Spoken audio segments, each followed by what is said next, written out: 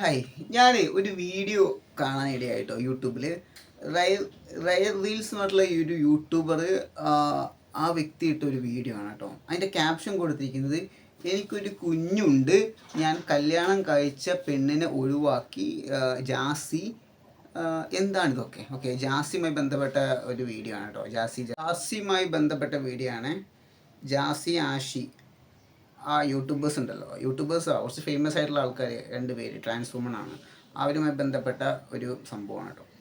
അപ്പം ഈ വീഡിയോ ഞാനിപ്പം ഇന്നാണ് നോക്കുന്നത്. ഈ വീഡിയോ കംപ്ലീറ്റ് നോക്കി. അപ്പോൾ ഈ നോക്കിയതിൽ ഈ യൂട്യൂബർ കുറേ കാര്യങ്ങൾ സംസാരിക്കുന്നുണ്ട്. സംസാരിക്കുന്ന കാര്യത്തിൽ പലതും എനിക്ക് വിയോജിപ്പ് തോന്നിയത് കൊണ്ടാണ് ഞാൻ ഈ വീഡിയോ ചെയ്യുന്നത് കേട്ടോ. പലതും എന്ന് വെച്ചാൽ കംപ്ലീറ്റ് ഞാൻ ഇത് ഇല്ല എന്ന് പറയുന്നില്ല. കുറച്ച് കാര്യങ്ങൾ ഇത് അംഗീകരിക്കുന്നുണ്ട്, കുറച്ച് കാര്യങ്ങൾ ഞാൻ അംഗീകരിക്കുന്നില്ല. അതാണ് തുറന്നടിച്ച് വീഡിയോ സംസാരിക്കുന്നത്. ഫസ്റ്റ് ഓഫ് ഓൾ, അംഗീകരിക്കാത്ത കാര്യങ്ങൾ പറയാം. അതാണല്ലോ അതിൻ്റെ നല്ലത്, അംഗീകരിക്കാത്ത കാര്യങ്ങൾ.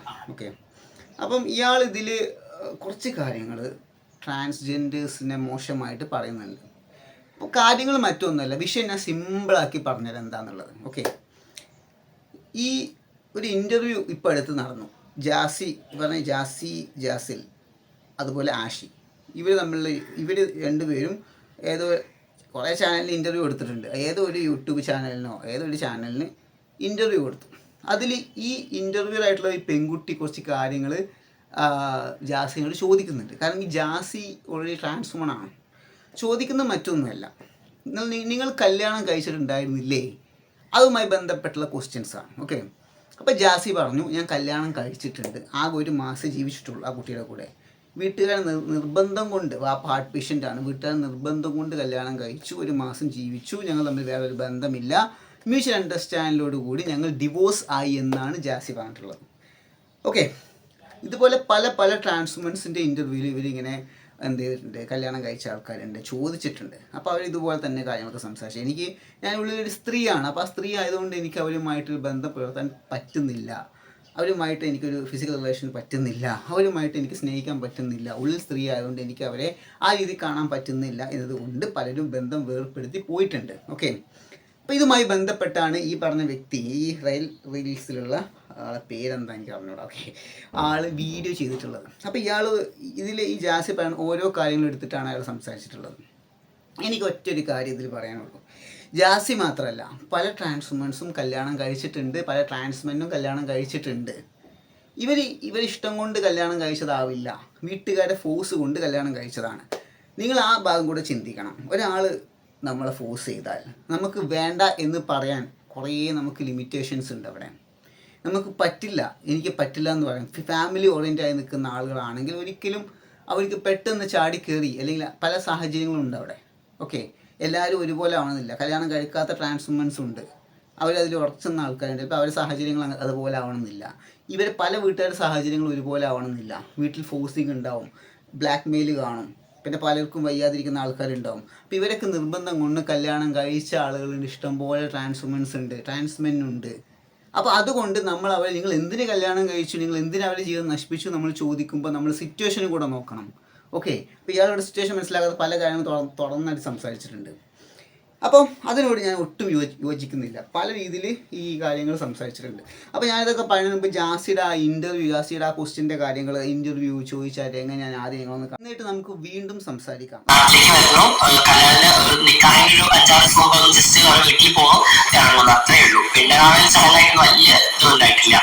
അപ്പൊ അതുകൊണ്ട് പിന്നെ എനിക്ക് ഭയങ്കര പേടിയാണ്. കാരണം ഞാൻ കല്യാണം വരുമ്പോൾ എനിക്ക് ടെൻഷൻ. കാരണം ഞാൻ കല്യാണത്തിന് ആളുടെ കൂടെ അഭിനയിക്കണമല്ലോ.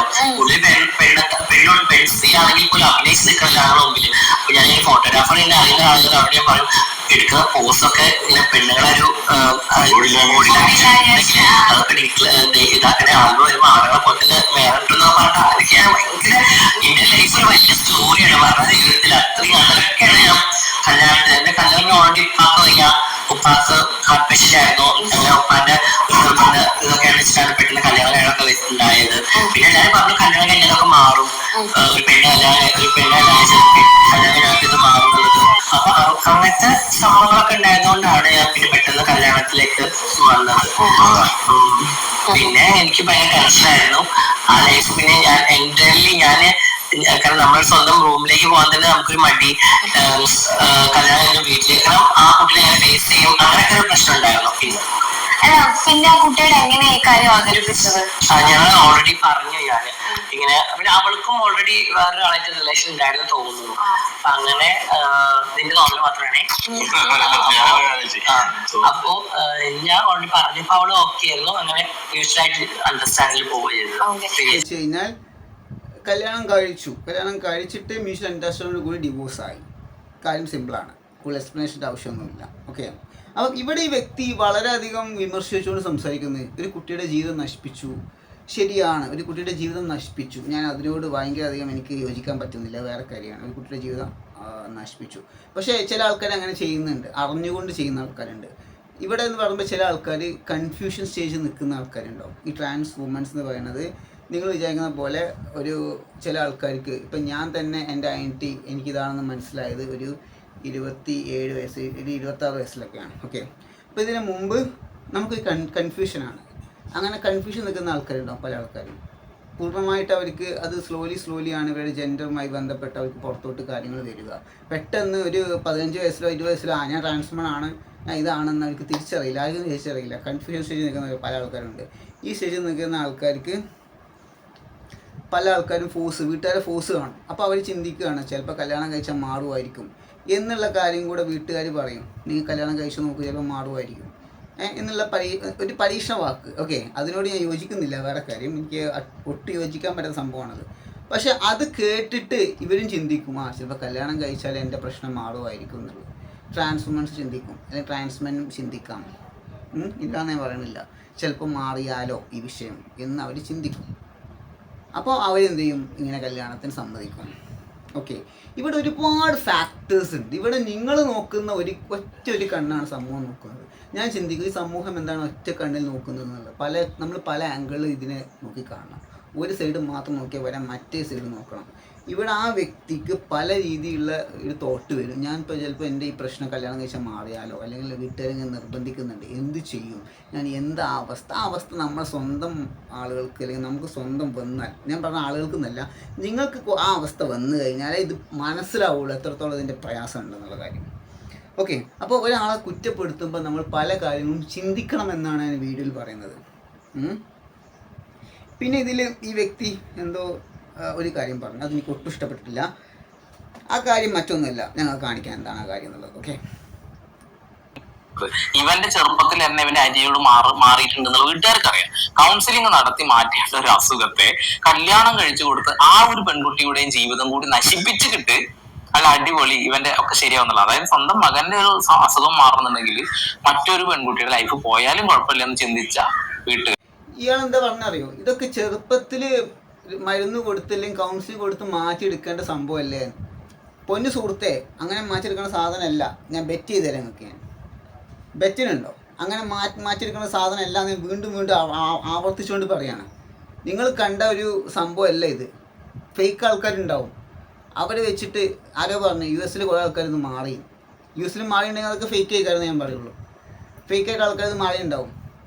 ഇത് ഫേക്ക് സംഭവമല്ല. ഇത് ഒരു മരുന്ന് എടുത്ത് മാറ്റാനോ അല്ലെങ്കിൽ കൗൺസിൽ ചെയ്ത് മാറ്റാനോ ഉള്ളത്. നിങ്ങൾ എന്താ വിചാരിച്ചത്? ഇത് ആവർത്തിച്ചുകൊണ്ട് ഞാൻ വീഡിയോ സംസാരിക്കുകയാണ് ഈ സംഭവം. ഇത് വീണ്ടും ഈ വ്യക്തി സപ്പോർട്ട് ചെയ്താലും സപ്പോർട്ട് ചെയ്തില്ലെങ്കിൽ വർത്താനം കഴിഞ്ഞിട്ട് എനിക്ക് സത്യം പറഞ്ഞാൽ ചൊറിഞ്ഞ് വരുന്നുണ്ട്. ഈ മാതിരി വർത്താനമൊക്കെ പറഞ്ഞു കഴിഞ്ഞാൽ ചെറുപ്പം മുതൽ മാറ്റിയെടുക്കേണ്ട സാധനമല്ല. എന്താ സംഭവം? എന്തത് ചെറുപ്പം മാറ്റിയെടുക്കാനുള്ള എന്താണ്? ഒരാളുടെ ജെൻഡർ എന്താണ്? ആ വ്യക്തിയാണ് ഐഡന്റിറ്റിയാണ് ജെൻഡർ. ഒരു ശരീരത്തിൽ ജെൻഡർ സെക്സ് ഉണ്ടെന്നുള്ള കാര്യം പറഞ്ഞാൽ നമ്മൾ ഓൾറെഡി ഒരു വീഡിയോ ചെയ്തതാണ്. അത് പറയുകയാണ്. വീണ്ടും ഞാൻ ഈ കാര്യം ആവർത്തിക്കുകയല്ല ചെയ്യുന്നത്. എനിക്കിത് സത്യം പറഞ്ഞാൽ ആവർത്തിക്കേണ്ട ആവശ്യമില്ല. വീഡിയോ കാണാത്തവരെ വീഡിയോ പോയി കാണാൻ. എനിക്കതേ പറയാനുള്ളൂ. എന്താണ് ജെൻഡർ, എന്താണ് സെക്സ് എന്ന് മനസ്സിലാവും. അപ്പം ഓക്കെ, അല്ലാതെ ഒരാളുടെ ചെറുപ്പം മുതൽ മരുന്ന് കൊടുത്താൽ മാറ്റുന്നത് അസുഖമോ, വല്ല പനിയോ ജലദോഷമോ അല്ല വേറെ വല്ല അസുഖമല്ല ആണോ മരുന്നെടുത്ത് മാറ്റിയെടുക്കാൻ? ഇമ്മാതിരി ഡയലോഗ് അടിച്ചാൽ എന്താ പറയേണ്ടത്? ഇത് ഈ സത്യം പറഞ്ഞാൽ ഈ പറഞ്ഞ കാര്യത്തിനോടൊന്നും ഒട്ടി യോജിക്കാൻ പറ്റുന്നില്ല. അതൊക്കെ ഭയങ്കര അഗെയിൻസ്റ്റാണ്. ഈ വർത്താനമൊക്കെ ഭയങ്കര അഗെയിൻസ്റ്റാണ്. ട്രാൻസ്ഫോബിക് വേർഡാണ് ഇതൊക്കെ യൂസ് ചെയ്യുന്നത്. ഫോബിക്കുള്ള വേർഡ്സാണ് യൂസ് ചെയ്യുന്നത് മൊത്തം. ഇമാതിരി വാക്കുകളൊന്നും ഒരു വീഡിയോ നിങ്ങൾ പറയാൻ പാടില്ല. പേര് എന്താ, സന്ദീപ് എടപ്പാളോ എന്തോ ആണ്. ഈ മാതിരി വർത്താനം നിങ്ങൾ വീഡിയോ ചെന്ന് സംസാരിക്കാൻ പാടില്ല. പിന്നെ വേറൊരു ട്രാൻസ്വുമൺ ഉണ്ട്. ആ ട്രാൻസ്വുമൻ്റെ പേര് എനിക്ക് അറിഞ്ഞൂടാ. ഇതിൽ അയാൾ ആ ട്രാൻസ്വുമൻ്റെ കാര്യം സംസാരിക്കുന്നുണ്ട്. ആ ട്രാൻസ്വുമൺ കല്യാണം കഴിച്ചു, അതിലൊരു കുട്ടി ഉണ്ടായി, അങ്ങനെ ആ ഭാര്യ മരിച്ചപ്പോൾ പെണ്ണായി മാറി എന്നാണ് പറയുന്നത്. സത്യം പറഞ്ഞാൽ ഇതിനോട് ഞാൻ ഇയാൾ പറയുന്ന കാര്യത്തിന് യോജിക്കുന്നുണ്ട്. കാരണം കുട്ടികളുള്ള ട്രാൻസ്വുമൻസ് അതെനിക്ക് സത്യം പറഞ്ഞാൽ ഇതുവരെ മനസ്സിലായിട്ടില്ല അതെങ്ങനെയാണെന്നുള്ളത്. കാരണം കല്യാണം കഴിക്കുന്നത് ഓക്കെ, ചിലപ്പോൾ വീട്ടുകാർ നിർബന്ധം കൊണ്ട് കല്യാണം കഴിച്ചിട്ടുണ്ടാവാം. ബെഡ്റൂമിൽ നീതി പുലർത്താത്തതിൻ്റെ കാരണം മനസ്സിലാക്കാം. ഈ വിഷയം ഉള്ളത് കൊണ്ടാണ് അതായത് ഈ മൈൻഡ്, സ്ത്രീ എന്ന മനസ്സുള്ളത് കൊണ്ടാവാം. പക്ഷെ കുട്ടി ഉണ്ടാകുന്ന കാര്യം ഈ വ്യക്തി തന്നെ തീരുമാനിക്കണമല്ലോ. ഈ വ്യക്തി തന്നെ ഡിസൈഡ് ചെയ്തിട്ടായിരിക്കും, അല്ലാതെ അത് വീട്ടുകാർക്ക് പങ്കൊന്നും ഉണ്ടാവില്ല. വീട്ടുകാരെന്തായാലും ബെഡ്റൂമിൻ്റെ അകത്ത് ഉണ്ടാവില്ല അതിന് ഫോഴ്സ് ചെയ്യാൻ. അപ്പോൾ ആ കാര്യത്തിന് ഞാൻ ഇയാൾ പറഞ്ഞുകൊണ്ട് യോജിക്കുന്നുണ്ട്. കുട്ടി ഉണ്ടായ സംഭവമാണെങ്കിലും ഇതുപോലെ തന്നെ ഭാര്യ പ്രഗ്നൻ്റ് ആയ സംഭവമാണെങ്കിലും തീർത്തും എനിക്ക് യോജിക്കാൻ പറ്റുന്നതല്ല.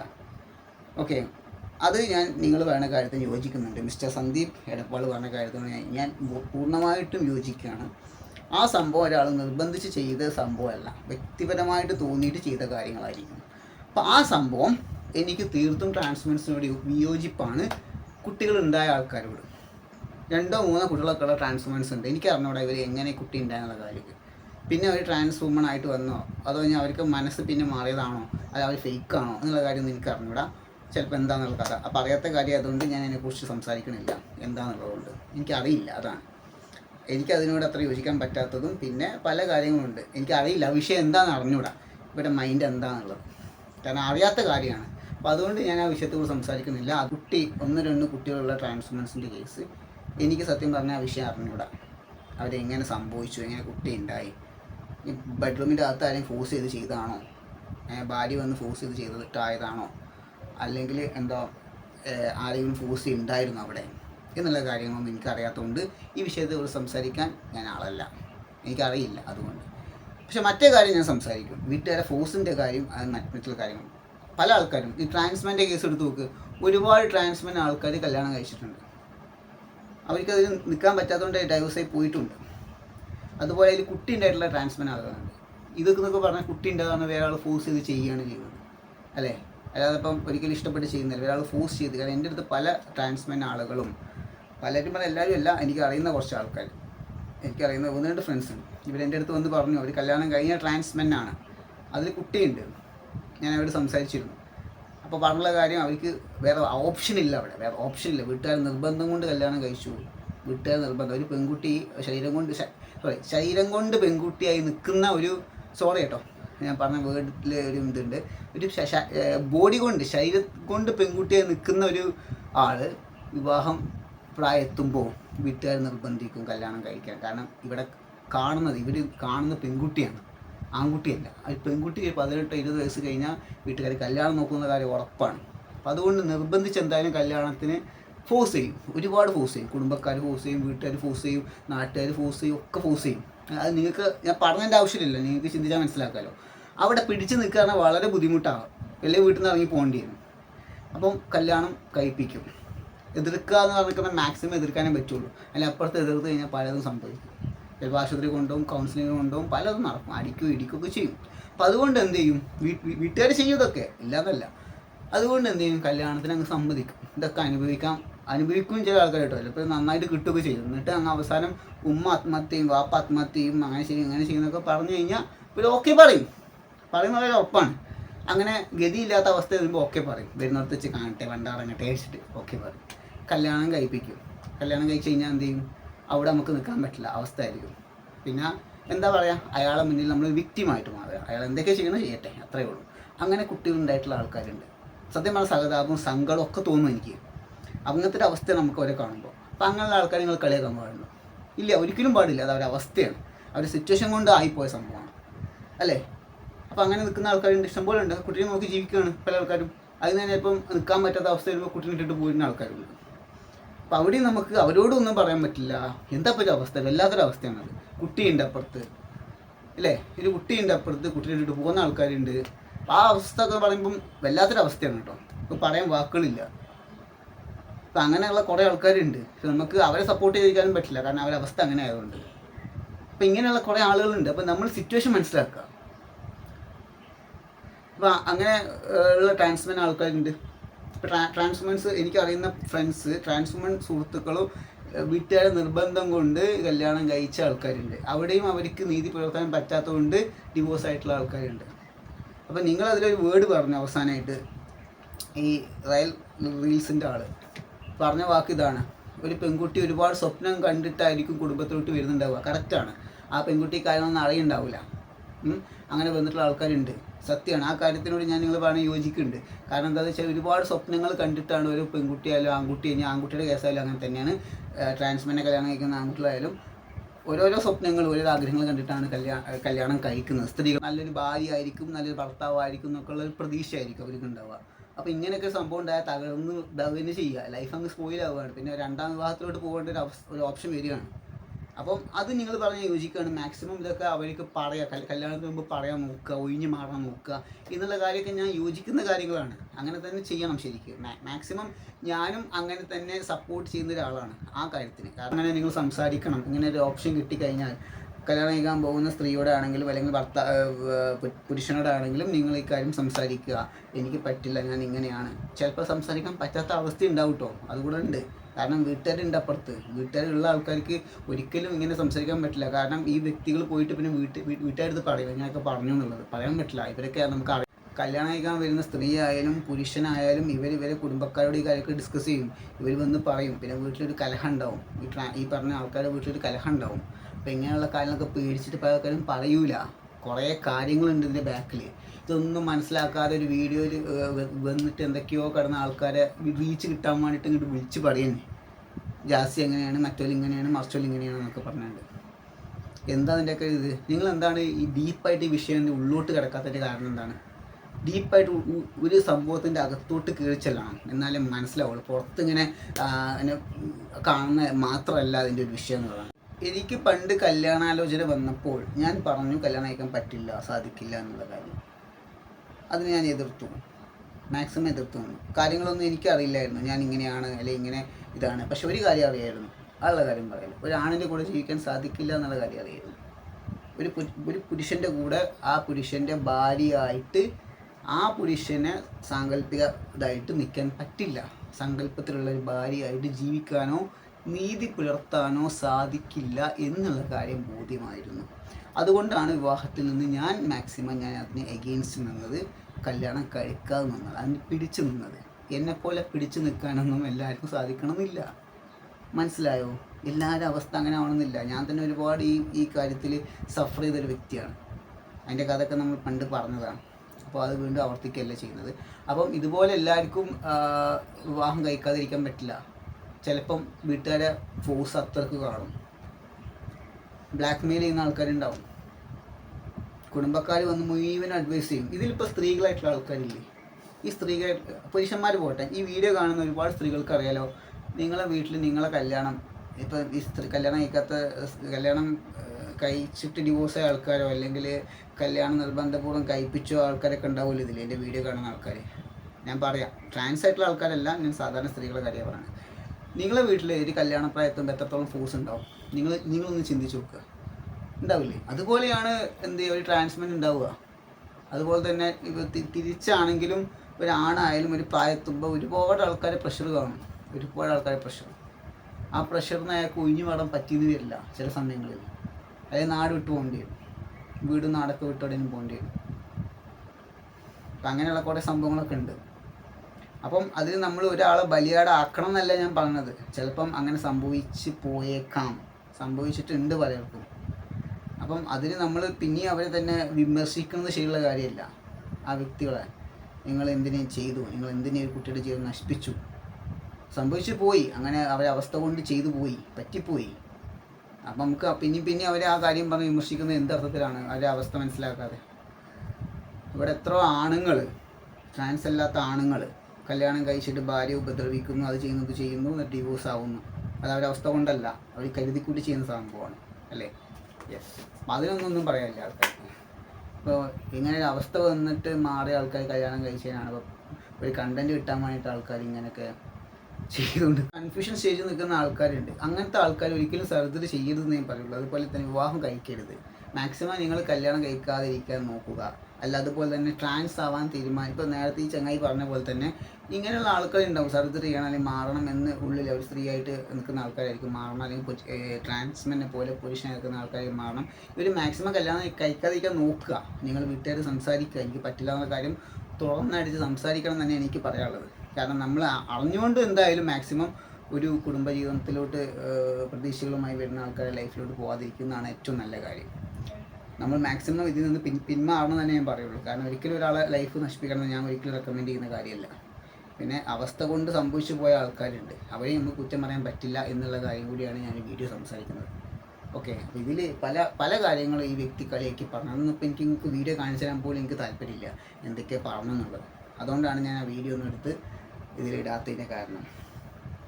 എനിക്ക് താല്പര്യമില്ല, കാരണം അതൊക്കെ എനിക്ക് എന്തോ പോലെ തോന്നുന്നു. അതുകൊണ്ട് ഇനി ഇതുപോലെ ആൾക്കാരെ കളിയാക്കാനോ ഇതാക്കാനോ എനിക്ക് താല്പര്യമില്ല. മെയിനായിട്ട് അതാണ് അത്രേ ഉള്ളൂ. ഫേക്ക് ആയിട്ടുള്ള കുറേ ആൾക്കാർ ഇത് കാരണം കളിക്കുന്നത് ഓൾറെഡി പറഞ്ഞിട്ടുണ്ടല്ലോ. ഫേക്ക് ആൾക്കാർ അതാവാം ചിലപ്പം, ഒന്നും നമുക്ക് പറയാൻ പറ്റില്ല എന്താണെന്നുള്ളത്. കുറേ ഫേക്ക് ആൾക്കാരുണ്ട് ഇതിൻ്റെ ഇടയിൽ, പലതിനും ബെനിഫിറ്റിനും പ്രശസ്തിക്കും ഇതിനൊക്കെ വേണ്ടിയിട്ട് നിൽക്കുന്ന കുറേ ആൾക്കാരുണ്ട് കിട്ടാൻ വേണ്ടിയിട്ട്. അവനാവാം, നമുക്കൊന്നും പറയാൻ പറ്റില്ല എന്താണെന്നുള്ളത്. പറയാത്ത കാര്യമായതുകൊണ്ട്, പരിമിതികൾ വളരെ കുറവായതുകൊണ്ട് എനിക്ക് അവരൊന്നും പറയാൻ പറ്റുന്നില്ല. അതാണ് ഞാൻ ആ കാര്യത്തെക്കുറിച്ച് ഡീപ്പായിട്ട് സംസാരിക്കാത്തത്. ഓക്കെ, അപ്പോൾ ഇത്രയും എനിക്ക് പറയാനുള്ളൂ ഫൈനലൈസ് ചെയ്യാൻ. നിങ്ങൾ ഓരോരുത്തരുടെ അവസ്ഥകൾ മനസ്സിലാക്കുക, സിറ്റുവേഷൻ മനസ്സിലാക്കാതെ നമ്മൾ ഒരിക്കലും സംസാരിക്കരുത്. ഓക്കെ, ഒരു കാര്യത്തിൻ്റെ ഉള്ളോട്ട് ഡീപ്പായിട്ട് ഇറങ്ങി ചെന്ന് കാര്യങ്ങൾ നോക്കിക്കാണുക. അതെനിക്ക് പറയുള്ളൂ.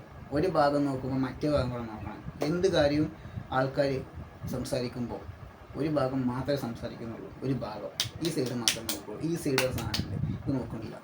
ആ രണ്ട് ഭാഗം നോക്കണം എന്താണെന്നുള്ളത്, എന്നിട്ട് നിങ്ങൾ സംസാരിക്കാൻ പാടുള്ളൂ. പല ആൾക്കാരും അത് ചെയ്യാറില്ല. ഞാനത് നോക്കിയിട്ടേ എൻ്റെ വീഡിയോ സംസാരിക്കാറുള്ളൂ. നിങ്ങൾ ഏത് വീഡിയോ എടുത്ത് നോക്ക്, ഞാൻ ഒരു ഭാഗമല്ല രണ്ട് ഭാഗം നോക്കിയിട്ടേ ഞാൻ സംസാരിക്കുകയുള്ളൂ. കാരണം നമുക്ക് പല ആൾക്കാരും നമ്മൾ കാണുന്ന ആംഗിളിലാവണം എന്നില്ല അവരത്, ചില മറ്റൊരു ആംഗിൾ. അങ്ങനെയല്ല സംഭവം. യെസ്, നമുക്ക് രണ്ട് കൈയുള്ളത്, ഒരു കൈയല്ലുള്ളത്, രണ്ട് കണ്ണുണ്ട്. അപ്പോൾ അതുകൊണ്ട് പറയാണ്, നമുക്ക് ഒരു ആംഗിൾ മാത്രമല്ല രണ്ട് ആംഗിളുണ്ട്. ആ രണ്ട് ആംഗിളിൽ ചിന്തിക്കണം കാര്യങ്ങൾ. അപ്പോൾ ഇതൊക്കെ എനിക്ക് പറയാനുള്ള വീഡിയോയിൽ കാര്യങ്ങൾ മനസ്സിലായെന്ന് വിശ്വസിക്കുന്നു. ആരെയും വിമർശിക്കാതിരിക്കുക. നമുക്ക് അറിയില്ല അവരെന്താ അവരുടെ മനസ്സെന്നുള്ളത്. എനിക്കറിയാത്ത കാര്യങ്ങൾ പലതുമുണ്ട്, അറിയാത്ത കാര്യങ്ങളുണ്ട്. നിങ്ങൾ കാണുന്ന പോലെയല്ല.